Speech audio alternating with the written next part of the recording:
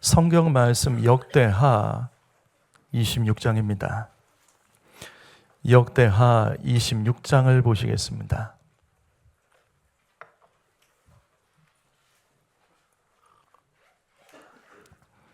역대하 26장 3절부터 5절까지의 말씀을 보시겠습니다. 3절부터 5절까지의 말씀, 제가 3절을 읽고 성도님들 4절 읽어주시고 5절은 같이 읽겠습니다. 우시아가 왕에 오를 때 나이가 16세라 예루살렘에서 52년간 다스리니라. 그의 어머니의 이름은 여골리아요 예루살렘 사람이더라.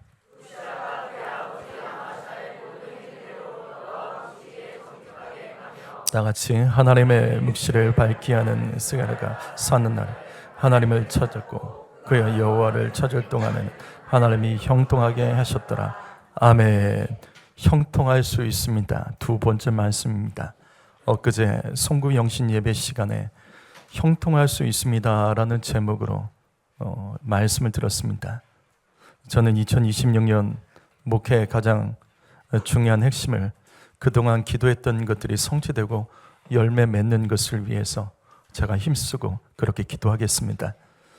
그래서 형통하기 위해서는 성부영신 예배 시간에 먼저 두 가지 말씀을 우리가 들었습니다. 여러분 기억나십니까? 첫 번째로 형통하려면 말씀을 듣고 순종하면서 성실하게 살아야 됩니다. 여기 신명기 29장 9절 말씀 읽어보시죠. 읽어봅니다. 시작.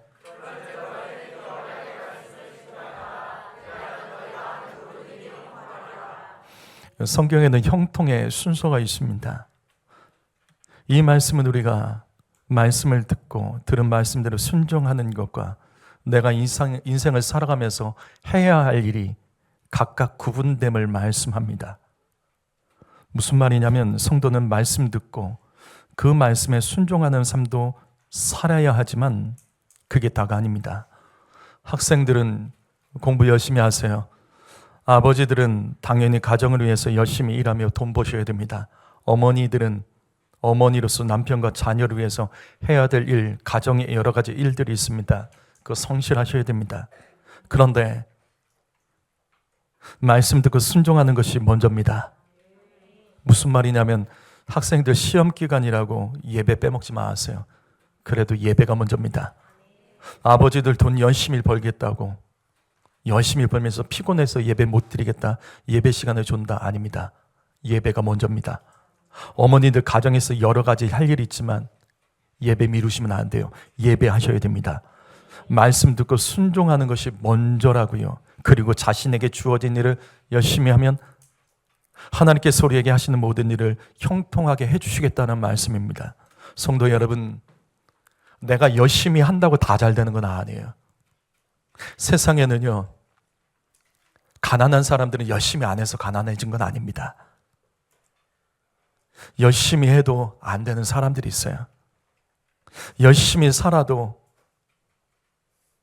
축복받지 못한 사람들이 있습니다. 바로 이 말씀이라고요. 하나님과의 관계가 먼저입니다.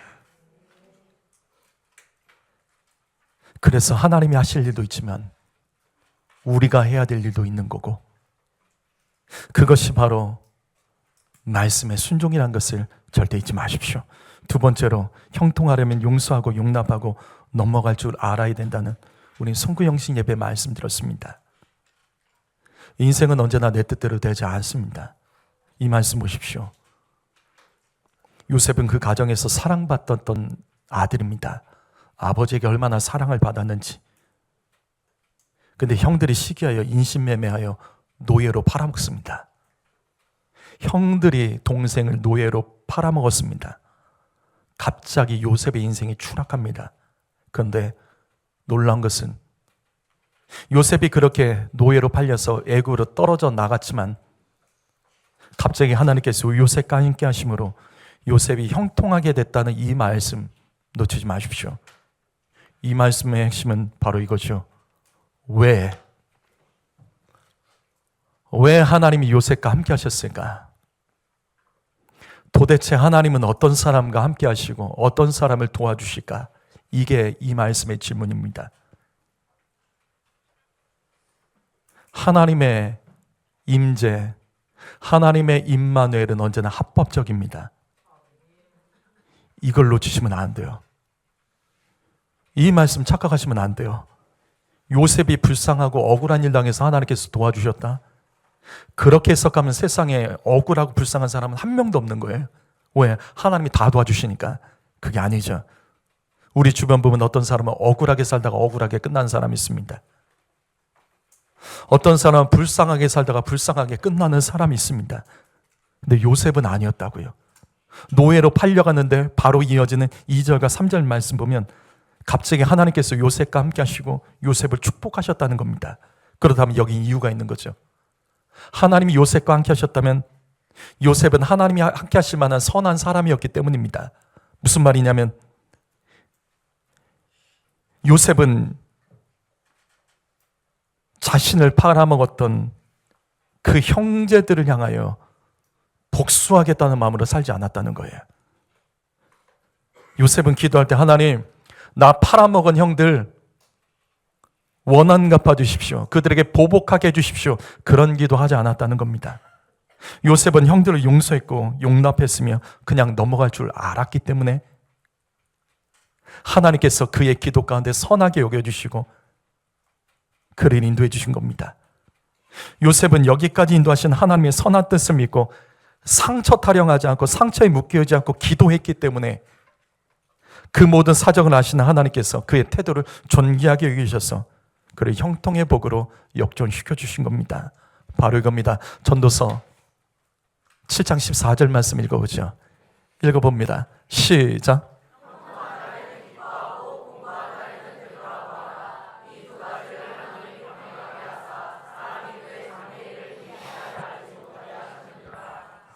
여러분은 요즘 형통의 날입니까? 곤고의 날입니까? 근데 이 말씀이 기가 막히죠. 하나님께서는 모든 인생을 향하여 형통과 곤고를 병행하십니다. 왜? 왜가 중요한 거죠. 장래일을 능히 헤아리지 못하도록, 예측할 수 없도록. 우리는 이렇게 살아가면 잘 될 거라고 생각하는데 꼭 그런 건 아니에요. 꼭 그런 게 아닙니다. 형통한 날에 더 형통할 수 있고 곤고한 날이 형통으로 바뀔 수도 있는 거예요. 매달리지 말라는 거예요. 형통하다가 교만해져서 고개 뻣뻣해지고 난리치지 말고 곤고하다고 인생 끝난 것처럼 자신의 인생을 저주하지도 말고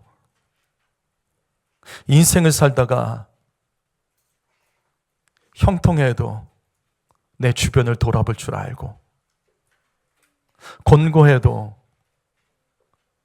용서하고 용납하고 때로는 그냥 넘어갈 줄도 알아야 되는 겁니다. 왜? 하나님이 하시기 때문이에요. 두 가지 일을 병행하신다고요.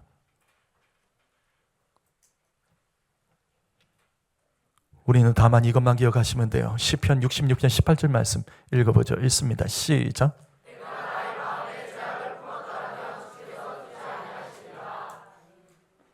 하나님이 나를 도우려면 내 마음 안에 악한 것을 품으면 안 된다는 겁니다.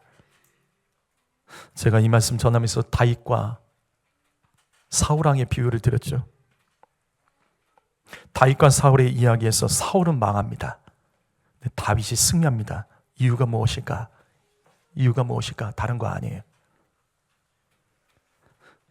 다윗은 자신을 죽이기 위해서 약 10년간 쫓아왔던 사울, 자기 죽이려고 계속해서 군사를 끌고 왔던 그 사울 용서했습니다. 용납했습니다. 오히려 다윗이 사울왕을 죽일 수 있는 기회가 2번이나 있었습니다.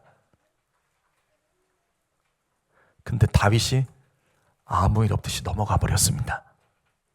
그래서 다윗이 형통한 겁니다. 근데 사울은 어떻겠죠? 10년 넘도록 다윗을 죽이겠다고, 저거 죽여야 된다며, 저놈 죽여야 된다며 10년 넘게 그 마음에 죽이려는 마음, 용서하지 못하고 용납하지 못하고 그냥 넘어가지 못한 마음, 그렇게 품고 살다가 끝난 인생이 사울입니다. 여러분이 어떤 삶을 살아가십니까? 넘어갈 줄도 알아야 되는 거예요. 그래야지 기도가 막히지 않습니다. 그래야지 이 말씀처럼 하나님께서 우리의 기도를 들어주시는 거예요.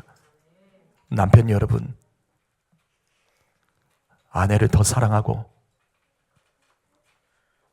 내 직장에서 일하는 상사, 동료, 그런 사람들 더 용납하고 사랑하셔야 됩니다. 아내 여러분, 남편 축복해 주십시오. 그것이 여러분의 가정의 복이 되는 겁니다. 넘어가세요. 예전에, 전에, 몇 년 전에, 몇 달 전에 그거 또 끄집어내지 마시고, 내가 끄집어내면 상대방도 또 끄집어냅니다. 같이 죽는 거예요. 누군가 용서하고 용납하고 넘어가면 같이 삽니다. 오늘은 지난 시간에 말씀드리지 못했던, 성금 영신 예배 때 미처 말씀드리지 못했던 한 가지 말씀을 더 드리러 갑니다.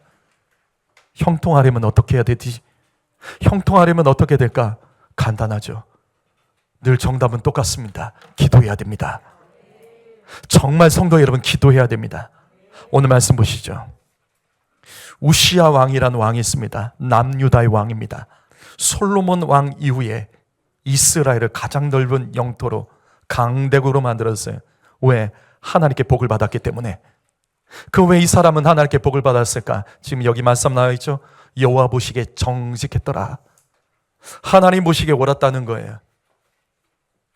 그 마음에 선한 마음을 가지고 하나님을 예배했다는 겁니다. 그래서 하나님께서 우시야에게 형통의 복을 주십니다. 그런데 우시야가 하나님 보시기에 그 행위가 정직할 수 있었던 이유, 거기에는 스가랴 선지자가 있었기 때문입니다. 스가랴라는 선지자의 지도를 받아서 우시야가 하나님을 가까이 했고 기도했기 때문에 하나님께서 그에게 형통의 복을 주신 겁니다. 성도 여러분, 이 말씀 놓치지 마십시오.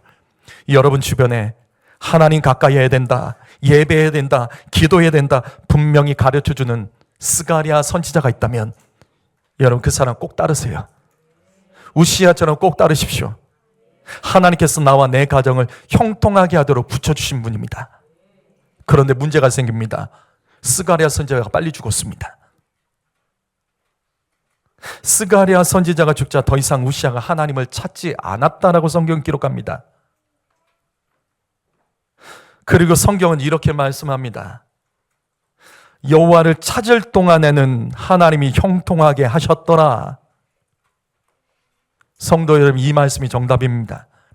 우시야의 인생은 하나님을 찾고 하나님께 간절히 부르짖어 기도할 동안 형통했던 겁니다. 그러나 하나님을 찾지 않고 기도를 멈췄을 때 그는 교만해졌고 하나님과 멀어졌으며 결국 스스로 내가 제사장이 되어 제사하겠다고 난리를 치다가 하나님께 버림받은 사람이 우시야입니다. 바로 이것입니다. 형통은 반드시 기도와 연결됩니다. 형통은 언제나 기도랑 연결됩니다. 만약 여러분의 삶에 형통이 없다면 기도의 시간을 점검해 보십시오. 분명을 쓴 기도하는 만큼 형통합니다. 기도하는 동안은 형통합니다. 그것이 오늘 말씀이잖아요. 기도하는 대로 형통합니다. 이것은 뭐 논리가 아니에요. 하나님의 완전한 말씀이에요. 우린 이 말씀 할 거예요. 욥기 8장 7절 말씀. 내 시작은 미약하나 내 나중은 심히 창대하리라. 어떤 사업장이나 가정 가면 꼭 이 말씀이 붙어 있어요. 내 시작은 미약하나 나중에 창대하리라. 이 말씀은 하나님께서 욥의 친구를 통해서 주신 지혜의 말씀이에요. 근데 이 말씀에 배경이 있습니다. 여러분, 어떤 내가 좋아하는 말씀이나 은혜 받는 말씀이 있다면 통으로 보셔야 돼요. 그럼 이 말씀의 배경이 무엇일까? 이 말씀 앞에 나옵니다. 욥기 8장 5절부터 7절 말씀, 이게 전체 말씀입니다. 읽어보죠. 읽어봅니다. 시작.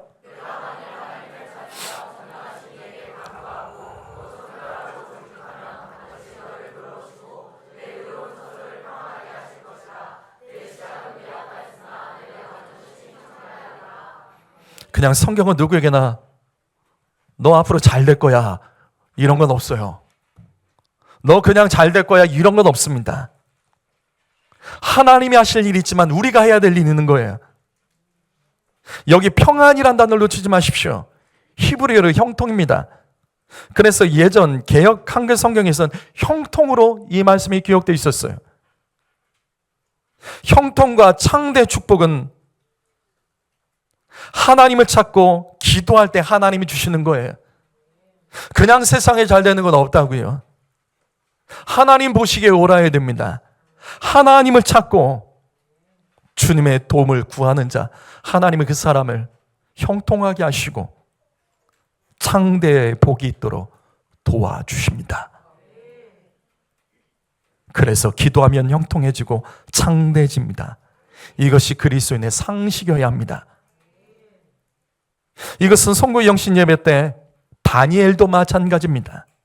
다니엘서 6장 1절과 2절 말씀을 보시면 성경에서 가장 성공한 사람은 사실 다니엘입니다. 이 말씀은 바벨론 제국이 메데 페르시아 연합국에 의해서 이 바벨론이라는 나라는 멸망당합니다. 다니엘이 살았던 이 바벨론이 메데와 페르시아 제국에게 멸망을 당하고, 그리고 나서 메데와 페르시아 연합국의 다리오, 여기 다리오라는 왕이 바벨론 제국까지 흡수하여 전국이 120지방, 미국이 50개 주죠. 페르시아 150개입니다.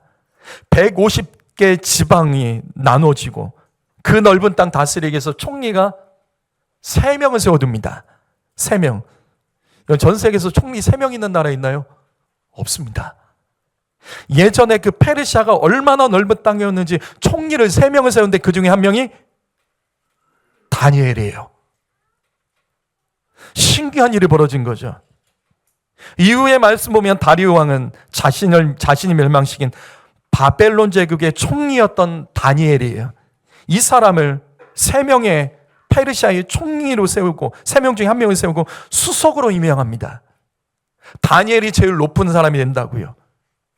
그러면 다니엘은 왜 자신이 멸망시켰던 바벨론의 총리였던 다니엘을 굳이 그 나라의 수석 총리로 세웠을까?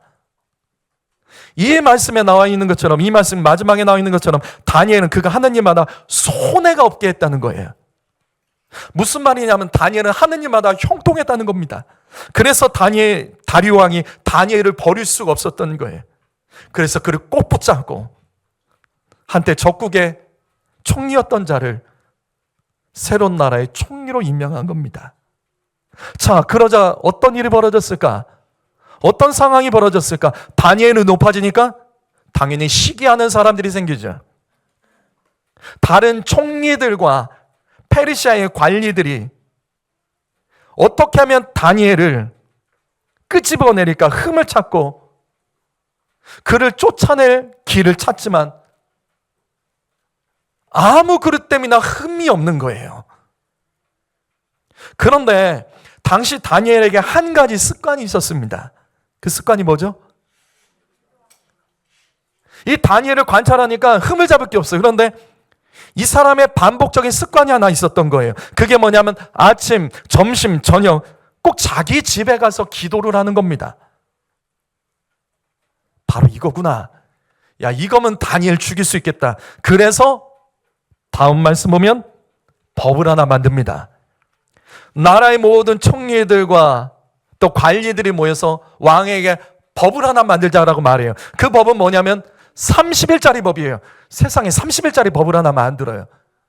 그 법이 뭐냐면 왕 외에 다른 신에게 누가 기도하는 거, 그 30일 동안 기도하면 그 사람은 사자굴에 넣는다는 법을 만들어요. 이 법은 다니엘 쫓아내기 위한, 다니엘을 죽이기 위한 법입니다. 근데 이 법이 통과가 돼요.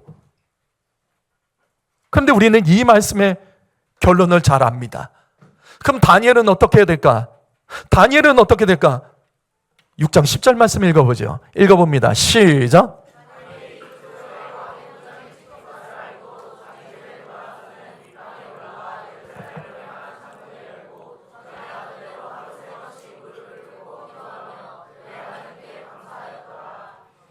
다니엘은 죽는다는 걸 알면서도 기도했습니다. 성도 여러분, 죽을 것 같아도 기도하면 삽니다. 우리는 이 말씀에서 두 가지 하나님의 음성을 들어야 돼요. 첫 번째로 기도는 공개적으로 하셔야 돼요. 여러분, 기도 공개적으로 하세요. 교회에서 함께 기도할 때 어디 따로 가서 기도하겠다고 하지 마시고 공개적인 곳에서 함께 기도하십시오. 우리는 기도하면서 사실은 스스로 속입니다. 여태까지 우리 많이 속였을 거예요. 마치 나 기도하는 것처럼, 기도 많이 하는 것처럼 다른 사람에게 내가 당신을 위해 기도할게, 우리가 기도해 줄게요. 문자 보낼 때 그런 일이 있었군요, 제가 기도할게요, 안 했잖아요.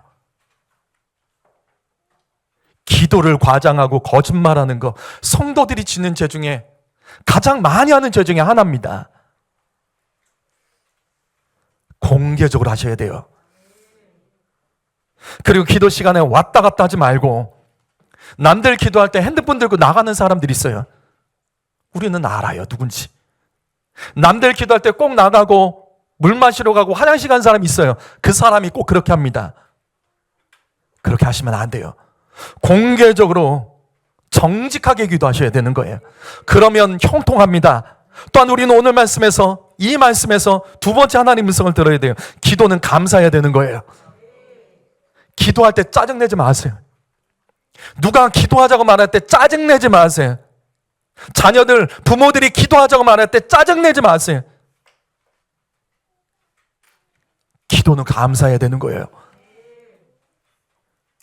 다니엘이 그 세상 가운데서 그가 형통한 인생을 살았던 이유는 기도하는 것을 감사할 줄 알았기 때문입니다. 그래서 자신이 죽을 수 있다는 것을 알면서도 기도할 때 감사할 수 있었던 거예요. 성도 여러분, 기도를 감사하지 못하는 사람은 기도 못합니다. 여러분에게 기도를 불평했던 것이 있다면 회개하셔야 됩니다.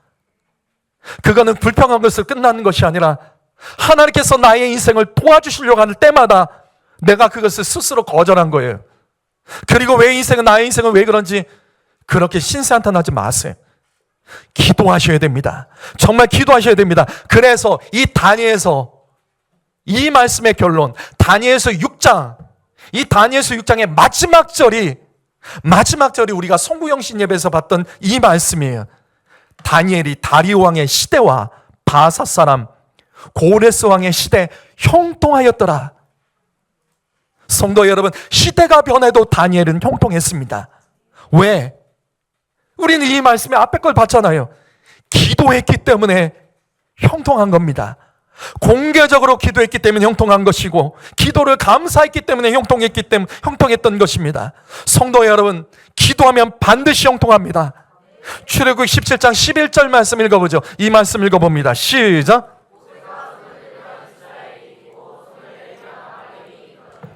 이 말씀은 출애굽한 이스라엘 백성이 아말렉의 공격을 받아서 전쟁이 일어났을 때의 말씀이에요.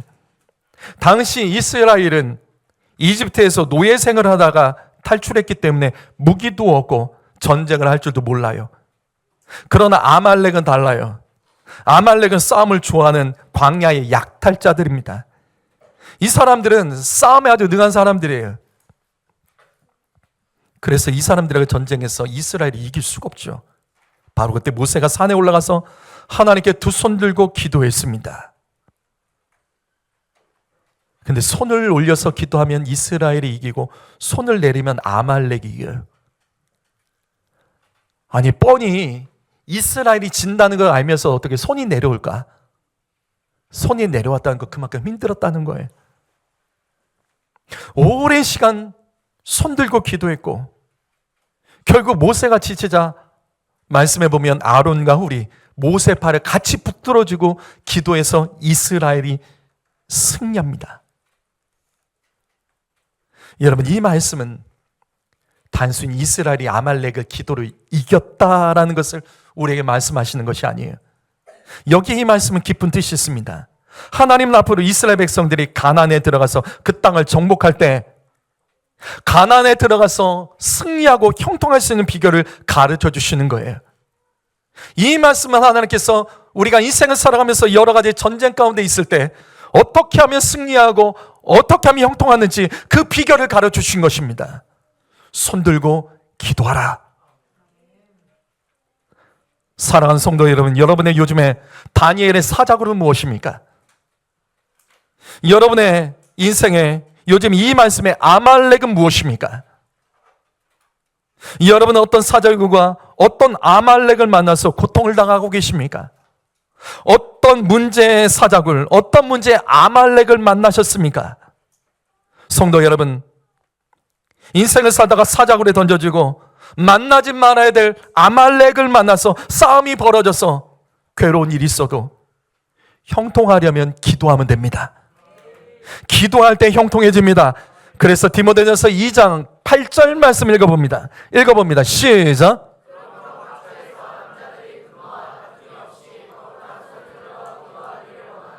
예전에 제가 이 말씀 한번 말씀드린 적이 있어요.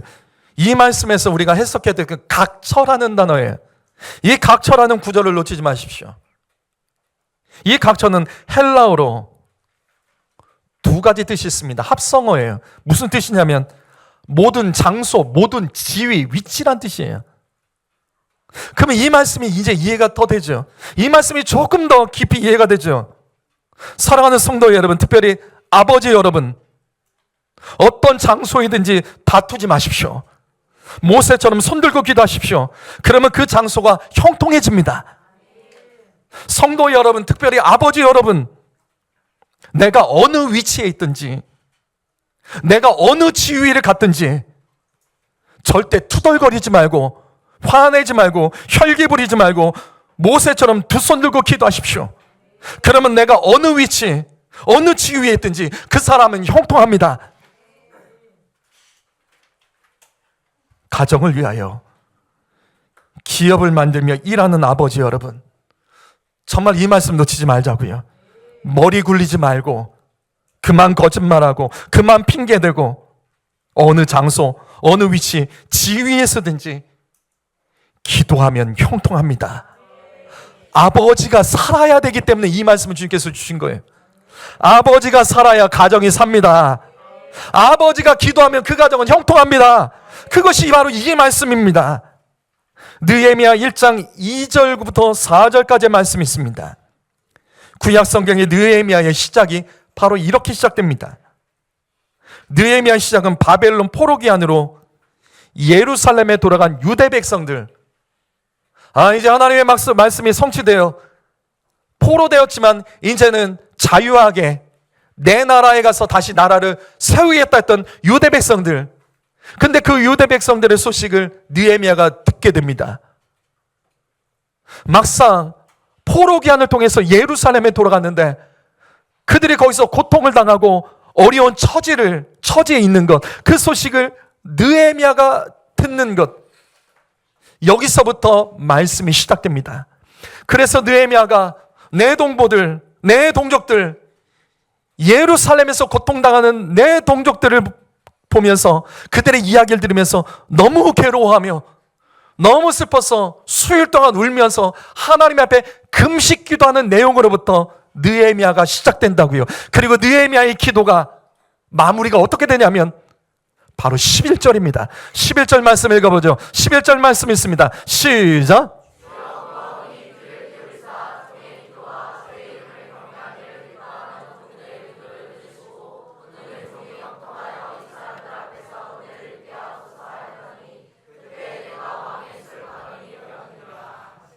이것이 느헤미야의 금식 기도의 마지막이고 그 결과입니다.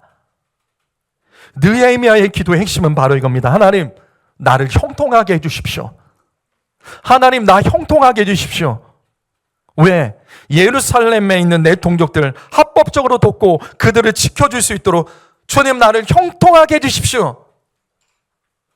그러자 하나님께서 느헤미야의 기도를 기뻐하십니다. 그리고 그 기도를 응답하세요. 그리고 느헤미야가 이 기도가 끝나고 나서 페르시아 왕의 술관원으로 임명됩니다. 제가 어렸을 때 성경에서 술관원, 떡 맡은 관원 이런 거 보면서 이게 뭐지 그랬었어요. 근데 이게 너무나도 고위직이라는 걸 알게 됐어요.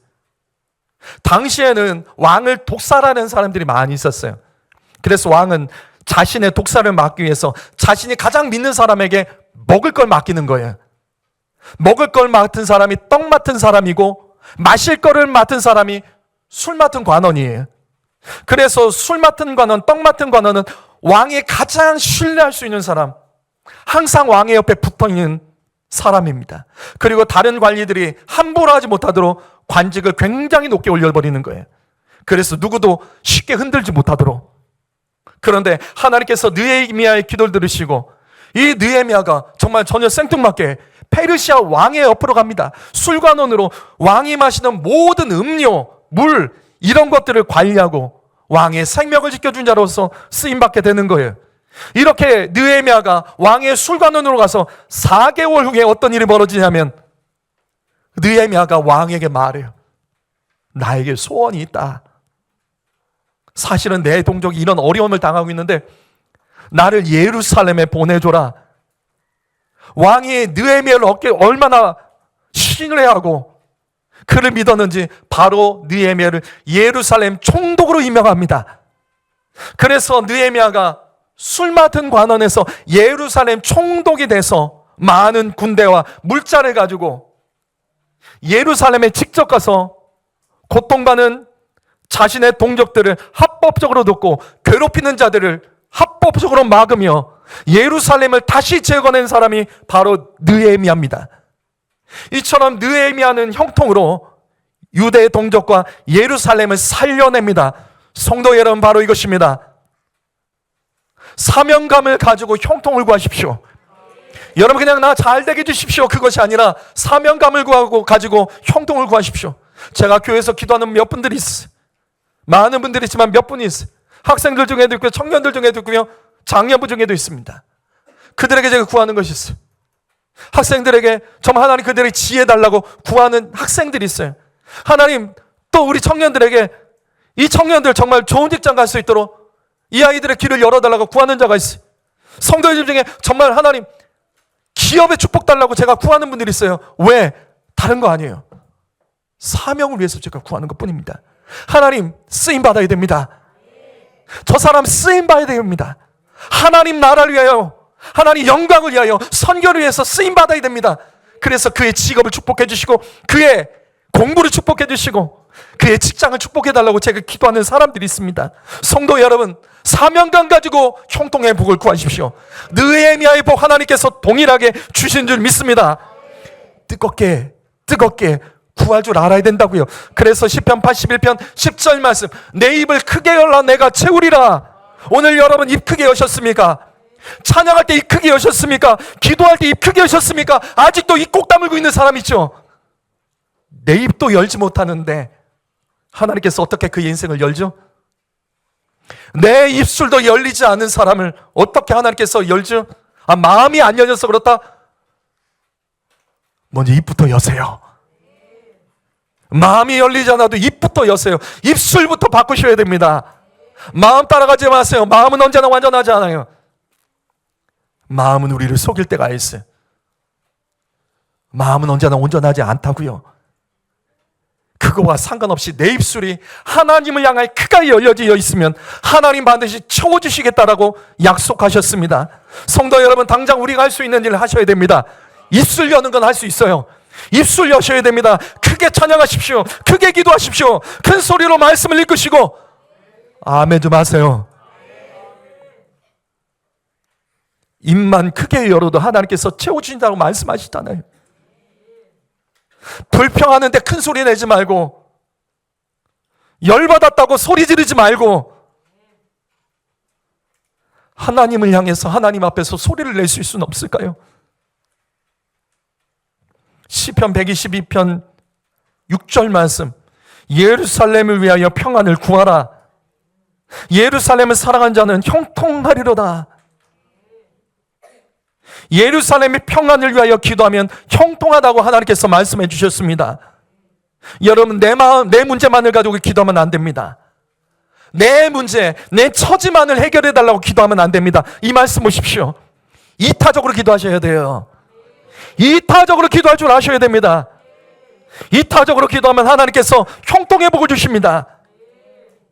그래서 우리 교회는 나라를 위해 기도하는 것이고 민족을 위해 기도하는 것이고 이 나라 정치를 위해 기도하며 또 북한과 열방과 이스라엘을 위해 기도하는 이유가 바로 이거예요.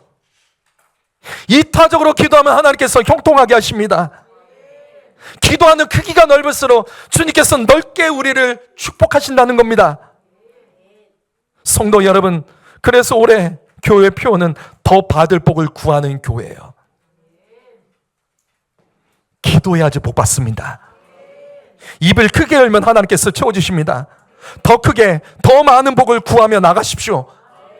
더 받을 복이 있다는 겁니다. 그냥 하나님 복 주십시오, 내가 바라는 거 원하는 거 그게 끝이 아니란 거예요. 더 받을 수 있는 복이 있다는 것을 성경으로 우리에게 가르쳐주고 있어요. 이 말씀 가지고, 이 주제 가지고 특별 새벽기도에 5일간 말씀을 전할 거예요. 정말 이 말씀 맞아요. 여러분, 우리가 모르는 복이 더 많아요. 우리가 더 구하면 더 받을 수 있는 복이 있다는 것을 기억하십시오. 사랑하는 성도 여러분, 그래서 1만 시간 기도의 분량을 채우셔야 됩니다. 못 채운 것, 못 채웠구나로 넘어가지 마세요. 못 채운 것 가지고 핑계대지도 마시고. 다 똑같아요. 다 바쁘고요, 다 피곤하고, 다 힘들고. 그래도 누군가는 더 기도하는 사람들이 있습니다. 중직자 여러분, 중직자 여러분이라도 먼저 목회자를 도와 함께 기도해 주십시오. 공개적으로 기도해 주세요. 세상을 살다가 보면 스트레스가 있습니다. 다 나쁜 거 아니에요. 여러분의 요즘에 스트레스 무엇입니까? 우리 학생들, 청년들, 여러분 스트레스 뭐예요? 스트레스 받아. 잘 생각해 보세요. 생각만 바꾸면 그 스트레스는 나를 살리고 좋아지게 만듭니다. 자녀들이 공부해야 된다는 스트레스, 숙제해야 된다는 스트레스, 생각 바꾸세요. 그건 여러분에게 도움이 되는 거예요. 성도들이 예배하고 기도해야 된다는 스트레스, 생각 바꾸세요. 그 내 영혼 살리는 겁니다. 내 영혼 복받게 하는 겁니다. 피곤해도 교회에 와야 된다? 당연하죠. 당연하죠. 은혜가 없어도 교회 오십시오. 교회 올 때마다 스트레스 받는 분 계십니까? 생각 바꾸세요. 하나님께서는 좋아지게 하기 위하여 저와 여러분을 부르고 인도하고 계시는 겁니다. 그 무엇보다도 기도해야 된다는 스트레스, 그건 나를 살리고 나를 깨우는 스트레스입니다. 사랑하는 성도 여러분, 인생 가운데 하나님께서 잘못하신 거 하나도 없습니다. 내 부모 중에 나에게 잘못하는 사람 없어요. 다 잘하려고 하다가 부족한 것은 있을 수 있어도 그 누구도 우리에게 잘못하고자 하는 사람 없습니다. 오늘 들은 말씀 기억하며 더 기도해야 됩니다.